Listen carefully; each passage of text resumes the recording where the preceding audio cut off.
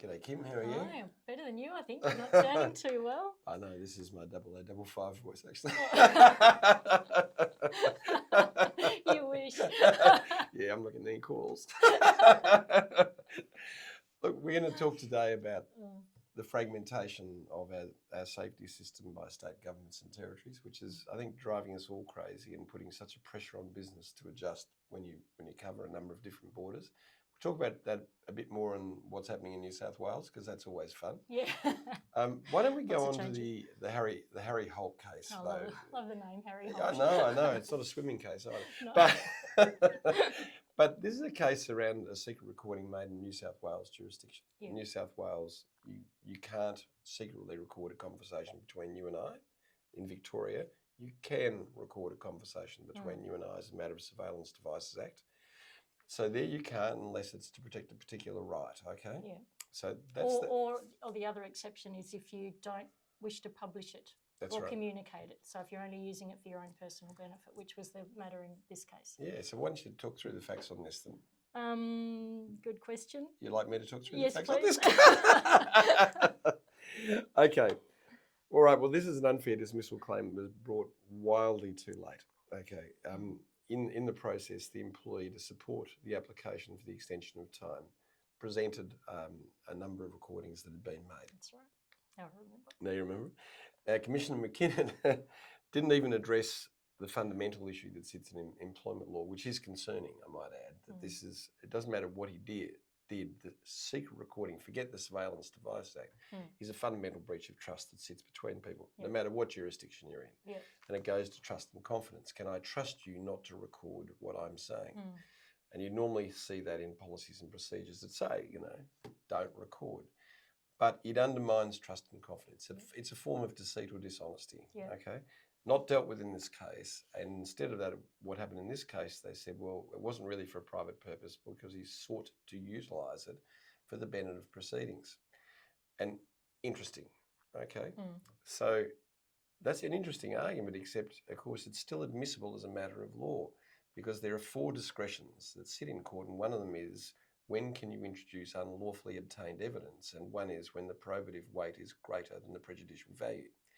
So, for instance, if they introduced to show that someone was lying and clearly lying, and that was the only objective evidence of it, it may well be admitted under that discretion. So this is a judgment which lacks so much in knowledge of law, but particularly in employment law, but also in procedural law. We end up with an argument about the Surveillance Devices Act, and forgive me, but what a waste of time that was. All right, next case is another bizarre case in a way, and there's not much that's exciting about this case. Not really. No, this is about bringing a series of claims that relate.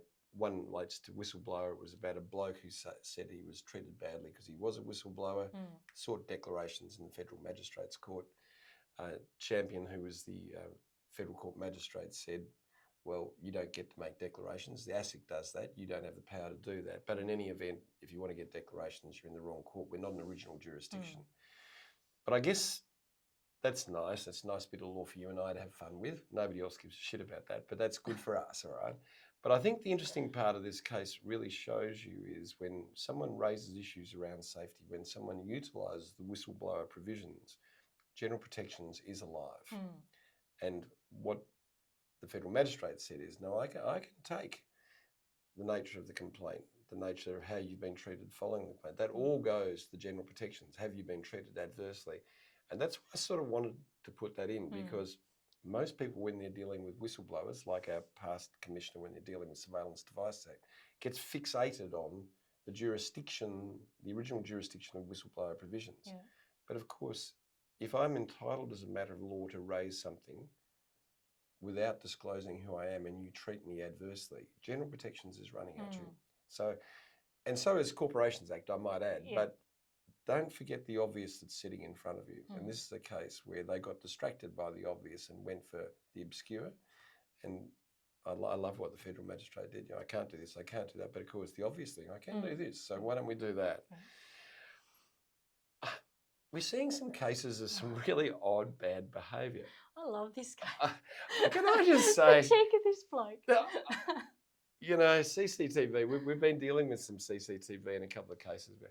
you know, it just doesn't lie. No.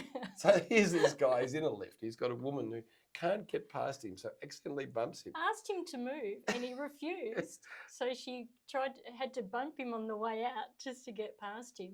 And then what did he say? I was acting in self-defence. I don't know, and then he abused her as well. Oh, yes, he told her to F off and shoved her out of the way. Yeah. And then got all upset with an employer, sacked him, arguing I wasn't at work, it was before work. And I couldn't have been in breach of the code of conduct because it wasn't work-related conduct. Yeah, so this goes back to the part that your entry into or exit from work is part of going to work, is part of work, particularly when you're wearing a lanyard that identifies his employer. with a co-employee watching what you're doing. Funny case. It's only and there. then he lied. Then he lied, that's right. And then what he said was so demonstrably untrue when you look at the CCTV. Yeah. I just put that case in because I just really like it. I do like this though because the seriousness of the conduct outweighed the procedural defects. Yeah. Not and we're seeing a lot more of that, can I say. We're seeing there's some really good things the Fair Work Commission are doing at the moment. You mightn't always hear them from me, I know that. But they're starting to look at the serious nature, particularly sexual harassment, bullying and violence. And they're saying, okay, well, yeah, you fail with the procedure, but these things we won't tolerate. And I like it. I think it's good. I think it's about time we started saying no to stuff which deserves to be said no to. And I accept that that people will make failings. And if this was a very large organisation that had a whole lot of skills and HR people, maybe it'd be a bit different. But that's beside the point. Yeah. When someone abuses somebody in a lift for no better reason than they're just in a grumpy way, I think goodbye is the short answer. Now, underpayments and loaded rates, I'm not going to go into a lot of detail on this case, and I know you're probably looking at me perplexed. What is this case about? Is that it? I did read it and I thought, right, Andrew, you'll be doing this. Okay, so there's an underpayments argument that sits around Cube, and in 2015, they agreed to a loaded rate, and therefore, rather than being at an award rate plus the usual benefit, there was a higher amount loaded in, and Cube could demonstrate their own intention to achieve that. What the union said is, oh, we know nothing about that. We know nothing, even though you're paying a crazy amount of money, we know nothing about it. We know, Sergeant Schultz, I know nothing. I hear nothing. What bullshit. Anyway, Cube tried to renovate that argument and say, well, let's talk about the 2015 agreement because that was definitely a loaded rate. And quite properly, the Deputy President first heard it, and then the full bench of the Fair Work Commission said, look, we can't look at it, it's a dead agreement. You're now in the 2019 agreement. And they were trying to do that to get out of the underpayments argument.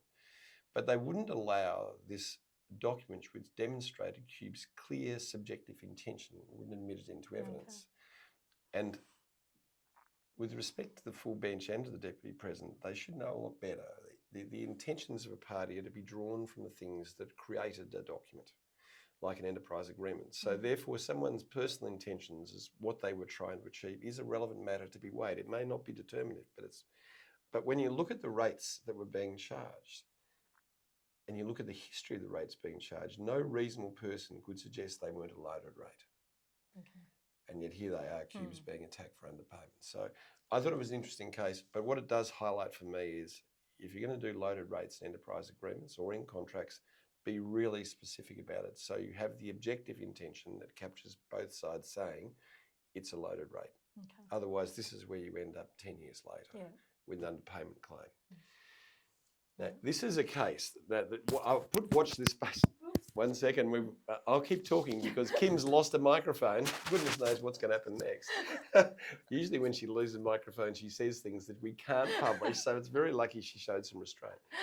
This is a case which is perhaps the most bullshit argument I've ever heard. Yeah. Okay. I want to talk about it, and I'll let you then deal with the part that you do. It's very common when people are struggling psychologically that you direct them to have a medical assessment. And the medical assessment comes back and say, look, give this woman a bit of space, 3 days before you chat to her. Yeah. They comply. Then they send her a letter of allegations that arises from the investigation they were doing that she raised about her conduct, which is very serious.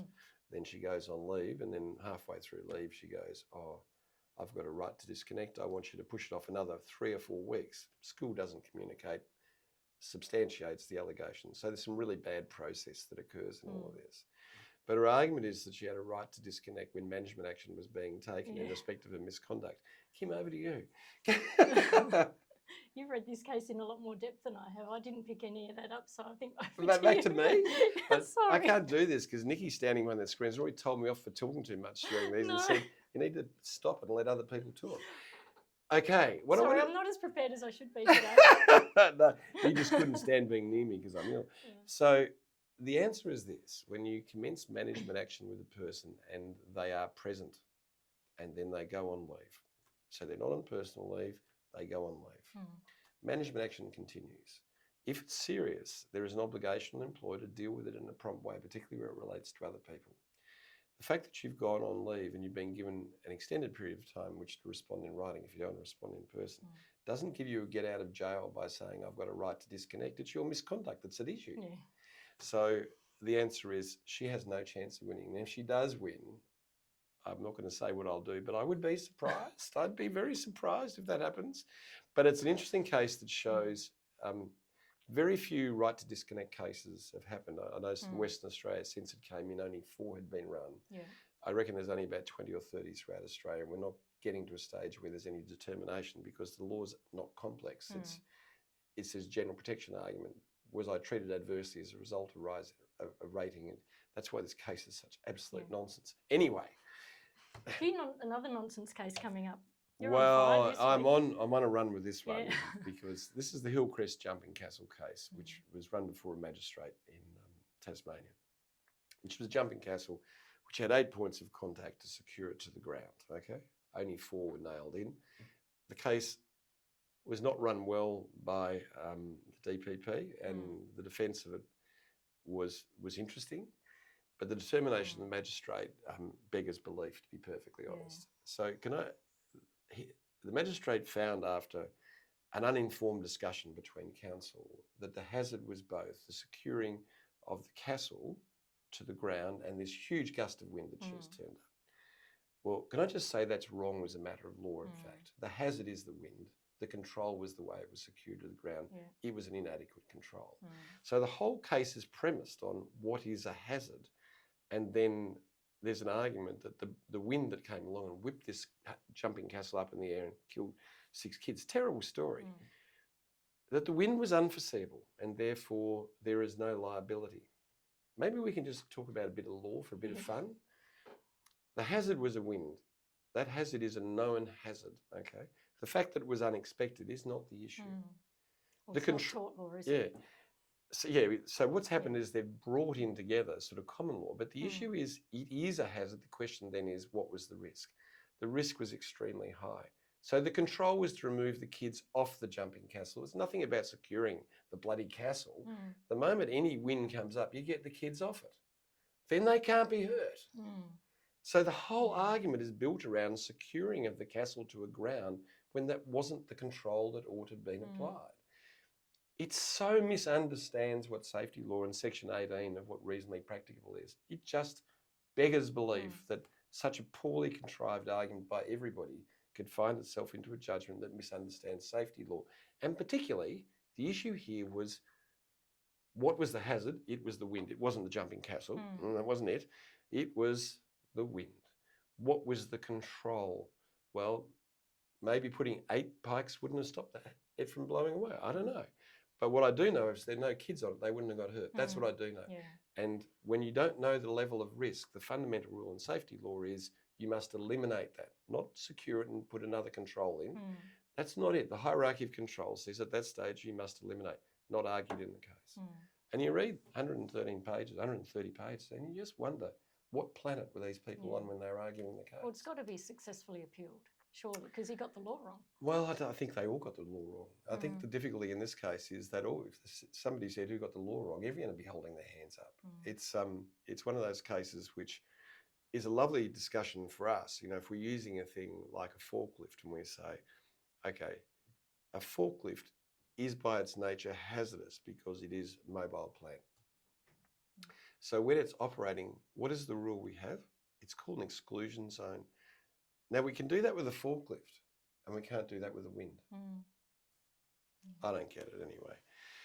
Let's see what happens. We'll keep you updated. Yeah, keep you updated on that, see if there's anything that comes out of that. Now, this case is sad but funny, isn't it? I mean, Andrew. Well, it's terribly sad because a person. Someone died. I know what's Can't sad. say it's No, funny. I wasn't. But listen, a man drives in with a ute, drops person off, then backs And then over, runs him over, and then pleads not guilty. Yeah. That's the funny part. How can you just backed over him? I go to shopping centres every day and I manage to avoid, and I'm blind. I manage not to. I've thought about it a few times. There's a few people pushing those trolleys. Did I say that? Oh shit! I've got carried away here.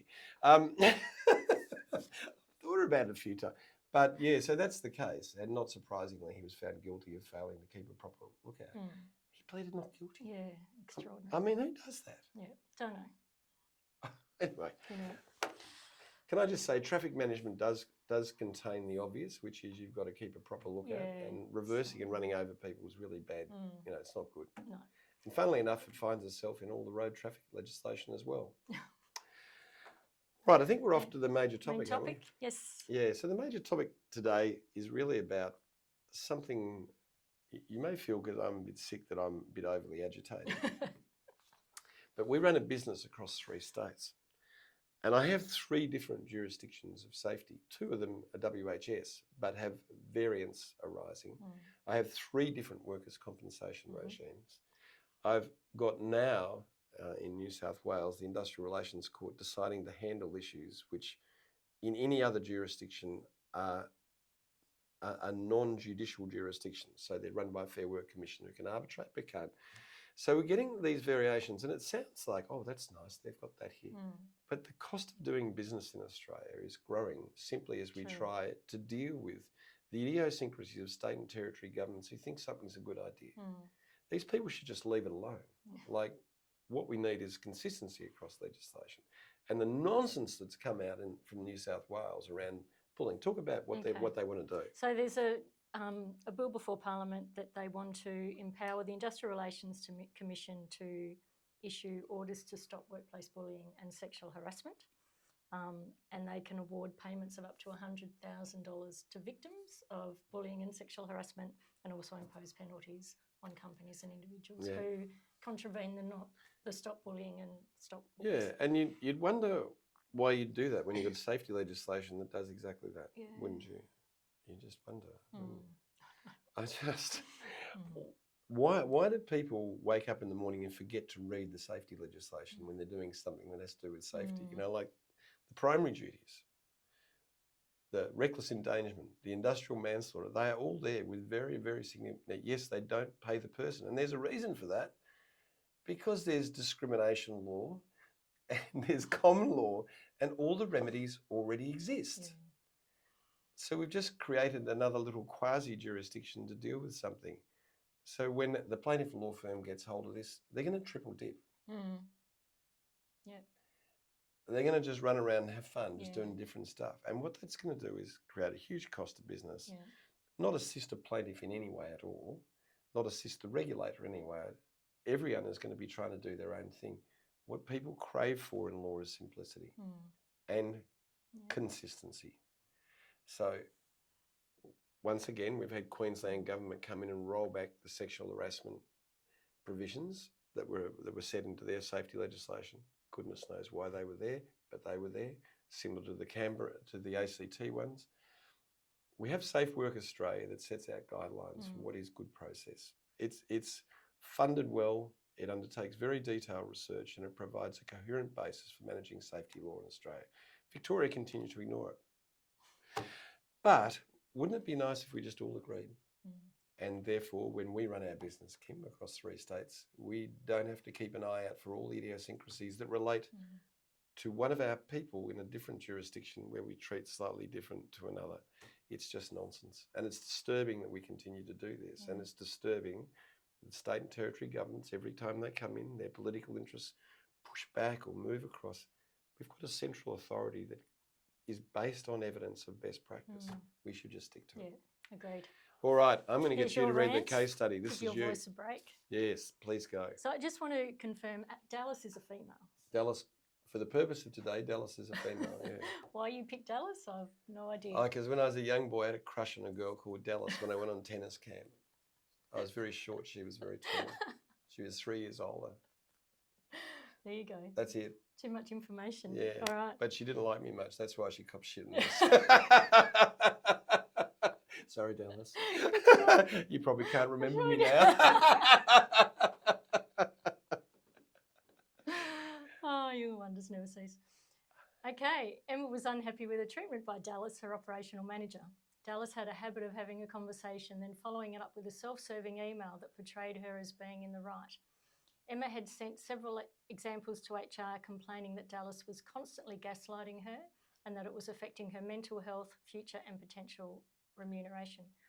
Ken from HR discussed the concerns with Dallas and explained his worries about the impact on Emma's mental health. Dallas responded by saying that Emma was an underperformer who needed constant supervision, something Dallas had never previously raised, although she had marked down some of Emma's subjective KPIs the previous year. Emma's hard KPIs, however, were excellent. Following the HR meeting, Dallas called Emma and arranged a one-on-one meeting. They met in a conference room. Dallas told Emma that she had heard scuttlebutt or rumours that Emma had been complaining about her and said that if Emma had an issue, she should raise it directly with her. Emma took the opportunity to raise her concerns, outlining several examples of what she described as gaslighting. Dallas sat straight-faced and tense as Emma concluded her remarks. I just don't feel safe with the way you change what I say and make it always look like I'm wrong. You are right and I agree that I'm wrong. I don't understand that, but anyway. Dallas boiled over and then burst out screaming, you are an ungrateful, useless waste of space. You are dead to me. By the way, Dallas never said that to me. She just ignored me. No. Yeah, I felt like all that. 10 minutes after the meeting, Dallas wrote to her boss, the CFO, stating that Emma was incompetent and dishonest and must go. She copied the CFO into an email and she'd sent to Emma seconds earlier, which said, thank you for meeting with me. It is disturbing that you have fabricated such obvious untruths and failed repeatedly in the work I've given you. I commend you for recognising this at our meeting today, but I feel there is now a significant breach of trust and confidence between the business and you, which needs to be addressed. Emma left work after receiving the email and saw her doctor. The following day, she received a show cause letter based on Dallas's email, requiring her to attend a meeting. It was signed by the CFO. Emma responded by sending a transcript of the meeting with Dallas and a link to the full audio. Emma had recorded the meeting. Okay. All right, so the first question was it lawful to record the meeting? And if not, would it still be admissible in any court or tribunal hearing? So different jurisdictions, there's 5 jurisdictions that deal with surveillance. There's others that have oddities that sit around it. So they're all basically different. But Victoria, okay for me to record Kim, but I couldn't record a third person. Okay, so I couldn't sit at a window and record what's being said by third parties.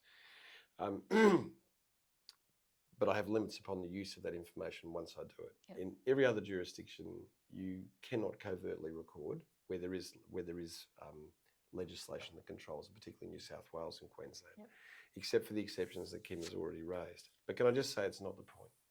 Yeah.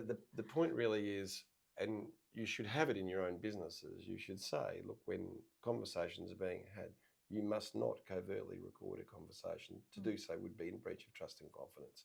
It would be a fundamental breach of your contract. Because we really can't, particularly with modern technology, go around with people recording stuff because we're no longer able to identify the edits that occur on it. It's not easy. Even with experts, they struggle with iPhone editing. So it just mustn't happen, okay? And if it does happen though, so here's the rub.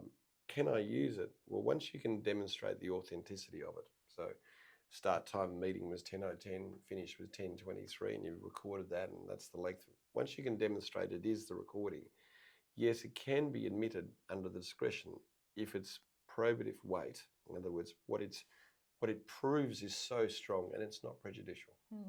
Okay. Now the fact is it breaches trust and confidence makes it always a bit prejudicial. And the fact that you don't disclose you're doing it makes it a bit prejudicial as well. So it's never going to be easy to get the evidence in. But it is commonly going to be admitted at times when you have sexual harassment, where someone is doing it privately, then the probative weight is essential and the prejudicial is less. Okay, so I just put that out there because I think it's an interesting topic that's often missed, mainly because most workplace lawyers have never been to court, so they don't actually understand those things. All right, would Emma have had a good workers' compensation claim? Yes, undoubtedly. Even without all the history, just Dallas's blow up in the meeting would be enough. Yeah, over the line. Other staff had raised similar concerns about Dallas. Is there a risk of safety prosecution? Additionally, could there be a safety-related discrimination claim? So let's deal with the back end of it. All safety legislation says you can't treat someone adversely as a result of them raising a safety-related issue. Patrick Stevedore's case, $180,000 fine for a delegate who said, look, we're not lifting the steel up correctly. They went and organised a contrived risk assessment, which said, oh, we're all fine. And he said, no, I'm still not doing. They sacked him. This is a case where this would apply. And I just want you to remember it's a reverse onus as well. And that sometimes we think of safety as just the big hand that goes, bang, you're off to jail. But safety law and workers' compensation law has these catch-all discrimination provisions of treating people adversely in all states. So I think that's a risk. But I would have thought that the CFO and Dallas are in real strife, okay? Yeah. And the organisation. And certainly more than a primary duty breach. The CFO's failure to address the lasting concerns about Dallas from other people means the CFO's state of mind is complex and puts them in the reckless endangerment space. Okay. So, interesting stuff. Would someone bring a claim? Sorry, would a prosecutor pursue such a claim? Yeah, they would, because this is the direct actions of an executive member in relation to somebody who's clearly being bullied and for which there is objective evidence that's occurring. I think there's a real problem with it. Okay. And this is close to where the Victorian Building Authority prosecution, and the case hasn't been heard yet, but it's where they were going. Yeah. Okay. Right. Well, you've answered this next question. Did Dallas's conduct constitute bullying? And could Emma seek a stop bullying order? Yeah. So it's repeatable. So it's 3 tests. Was it repeatable conduct? Yep. Yes. Did it objectively harm? Yes. It hurt, humiliated, intimidated? Yeah. Done what a reasonable person thought. So did it affect her safety at work? Quite clearly, it's bullying. Yep. Okay, how would you characterise Dallas' decision to issue a show cause letter following Emma's complaint? Well, it's clearly victimisation, isn't it? Yeah, it is. So in discrimination law, they actually talk about victimisation, but victimisation is a common law term as well. And it happens wherever you treat someone adversely as a result of them threatening to or actually making a complaint about you. Here we have the set of facts where Dallas goes on the front foot, not only treating her a little bit adversely, trying to sack her because she raises these issues. And Ken should never have done what he did in doing it. So I think we forget victimisation is the money claim in discrimination law. So if you look at what general damages are, if you've got victimisation, they double. But the worst part of victimisation is the likelihood of serious injury following it are so significant. So when a person has the courage to step up and make a complaint and then they're hurt for it, the likelihood of psychological harm is real. So I think they're all my questions for today. We've done all right. That was it. Yeah, well, you did well done. You despite your sore voice. Yeah, there we go. See you next week. Yeah. Okay. Bye, everyone. Bye-bye.